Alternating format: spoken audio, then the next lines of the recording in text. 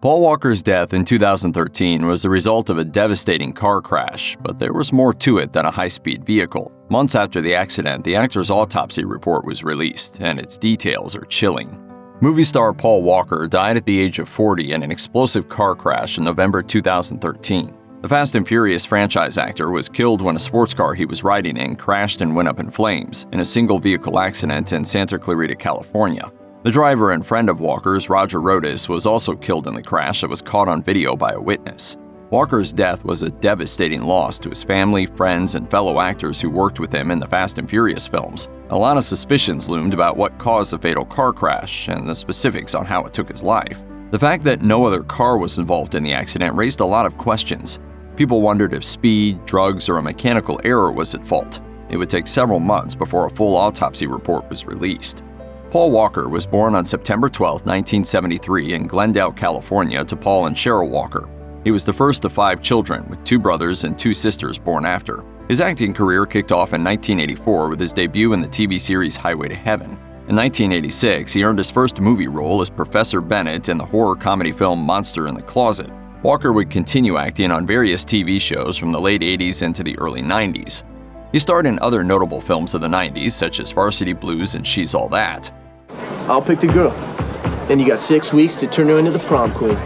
But his big acting break would come in 2001 when he was cast in the premiere film of the Fast and Furious series as his character Brian O'Connor. The role propelled Walker into Hollywood stardom, and he was one of the most recognizable faces of the films. Walker continued to star in most of the series' sequels. The final film he worked on, Furious 7, would come out after his death in 2015. Walker was survived by his family and only child and daughter, Meadow, who was 15 years old when he died. In January 2014, the Los Angeles County coroner released the autopsies of both Walker and Rodas, according to the Los Angeles Times. It showed that on November 30, 2013, speeding was the main cause of the accident. It explained that the Porsche Carrera GT was going 100 miles per hour when it crashed into a curb. The autopsy also stated that the high speed led to loss of control of the vehicle, causing it to spin several times before catching on fire. Most importantly, despite a lot of early speculation, drugs and alcohol were ruled out as contributions, as no trace of the substances were found in Walker or Rodas. However, the grim details about the states of their bodies were also made public. According to the report, Walker was so burned beyond recognition that his hair and eye color could not be identified upon examination.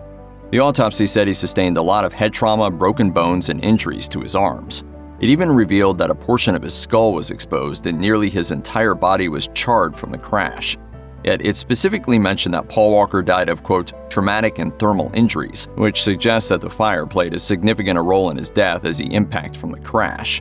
Walker's sudden and tragic death was one of Hollywood's shocking deaths in recent years. But in 2018, his mother Cheryl told People magazine that, despite the nature of how Walker died, she wants her son to also be remembered beyond his talents on the screen.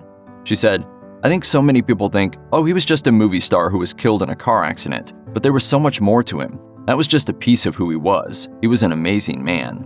His mother, along with other people who were close to the actor, talked about him in a documentary titled I Am Paul Walker.